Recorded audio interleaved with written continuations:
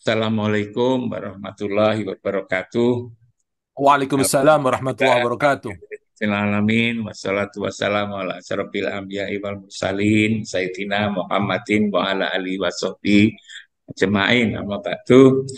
eh Gus Wakid dan semua para senior, Prof. Kuncoro, Pak Sidral, Arif Rahman dan semuanya saja.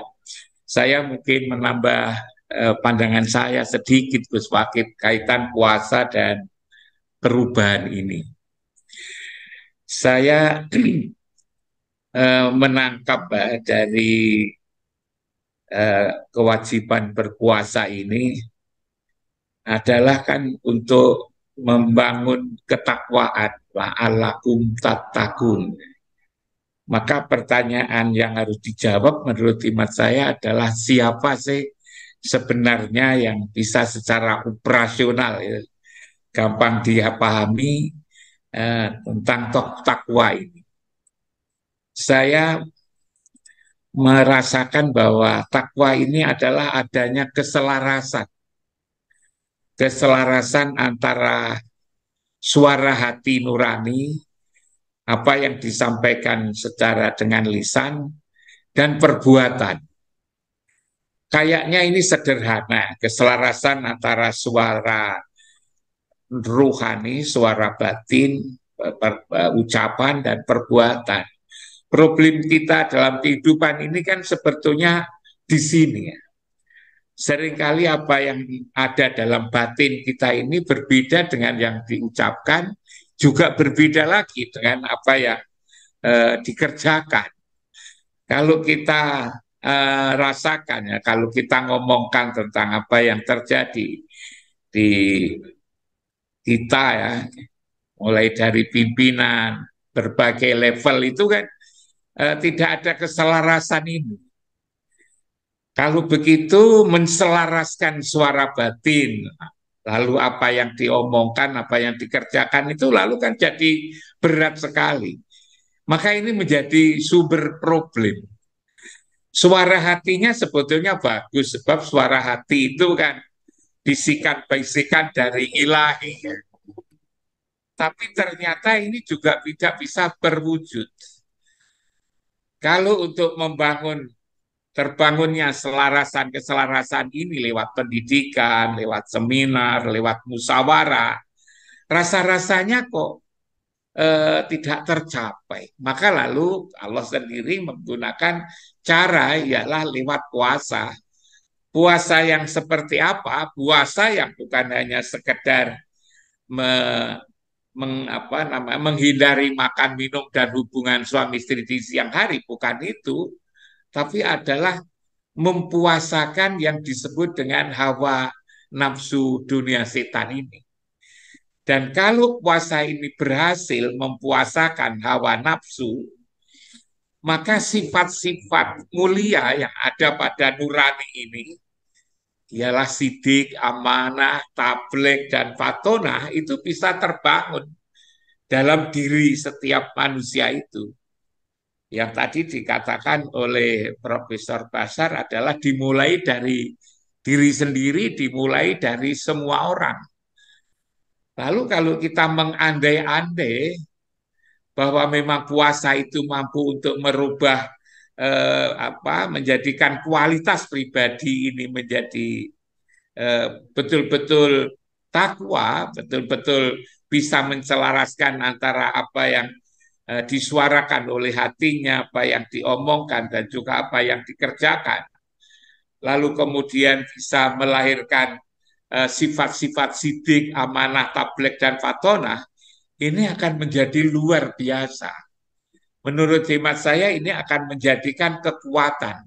Coba kita bayangkan umpama pimpinan di negeri ini di semua level, tidak saja misalnya di birokrasi, tapi juga di pendidikannya, maka ya tentu masyarakatnya akan bagus. Prof. Kuncoro lalu menyuarakan moral seperti yang saya ikuti di YouTube itu kan persoalannya kan persoalan moral ini sebenarnya. Persoalan moral kan persoalan tidak adanya keselarasan. antara suara batin apa yang diomongkan lalu juga apa yang dikerjakan itu sebetulnya ruwetnya itu di sini ini kalau saya itu lihat. Nah, kalau itu seperti ini maka disebut sebagai orang takwa. Orang takwa itu orang yang bisa menselaraskan tiga suara, tiga kekuatan tadi. Apalagi kalau disebutkan tidak sekedar takwa, tapi haqqatu qatihi. Yang benar-benar bertakwa. Itakullah haqqatu qatihi. Wala tamuduna illa wa antum muslimun. Yang benar-benar takwa itu seperti apa? Kalau bulan puasa itu kan memang bulan spiritual, maka di samping puasa juga banyak melakukan sholat-sholat sunnah. Nah, ketika kita ngomong sholat dan juga sholat sunnah, maka sebenarnya kan diri orang yang lagi puasa, yang lagi sholat itu kan mengikut Rasul ya. Dikatakan kalau di Quran itu kan atiullah wa ati usholah wa atu zakah wa ati rasul ya. Yang sholat, yang zakat membersihkan hatinya, jiwanya, dan juga taat kepada Rasul, dekat dengan Rasul. Yang Rasul punya sifat-sifat yang mulia itu, apalagi di bulan puasa itu kan ada malam Lailatul Qadar. Saya tidak memaknai Lailatul Qadar itu adalah malam yang dimana kalau orang beribadah pahalanya 1.000 bulan. Saya ingin memaknai bahwa pada bulan puasa itu diturunkan Al-Quran. Al-Quran itu siapa? Al-Quran itu adalah Rasul. Al-Quran itu adalah Muhammad. Muhammad pada bulan puasa itu di malam-malam yang mulia itu memperbaiki hati umatnya. Nah, cara memperbaiki gimana? Di dalam Quran surat Jumat itu kan ada kalimat wahyu zakihim, ya, mensucikan. Maka kehadiran Muhammad secara ruhaniah pada bulan puasa terhadap orang-orang yang beribadah semalam itu akan dicabut penyakit hatinya, akan dibersihkan hatinya. Maka dengan begitu dia akan dekat. Siapapun yang beribadah di bulan puasa itu dan menjadi dekat dengan Allah dan Rasul, maka akan menjadi manusia yang haqqatu qatihi itu.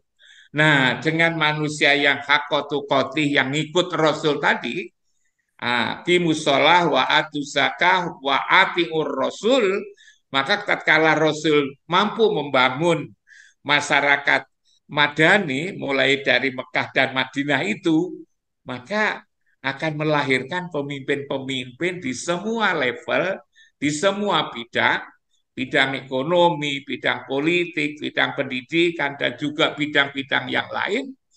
Kalau itu berhasil melahirkan puasa yang bisa melahirkan manusia yang haqqatu qatihi itu, maka insya Allah ini akan menjadi perubahan dasar. Jadi perubahannya dimulai dari apa yang ada di dalam diri ini yang memang sulit sekali. Kelemahan-kelemahan itu kalau saya rasakan itu adalah dari diri pelaku-pelaku perubahan itu, Gus Wakil. Maka dalam konsep puasa ini yang saya lihat kok seperti itu. Yang diperbaiki bukan kerja-kerja yang bersifatnya zahiriah, memang itu penting, pekerjaan-pekerjaan yang bersifat dairiah itu, tapi pekerjaan dairiah itu akan menjadi benar-benar bermanfaat kalau dimulai dari apa yang ada di dalam diri ini. Inilah menurut imat saya puasa adalah membangun kualitas manusia yang disebut muttaqin itu. Pikiran saya kok sederhana seperti itu, Gus Luar Wakil. biasa. Mudah-mudahan bisa jadikan bahan pertimbangan, bahan renungan. Kurang lebihnya mohon maaf. Terima kasih. Assalamualaikum.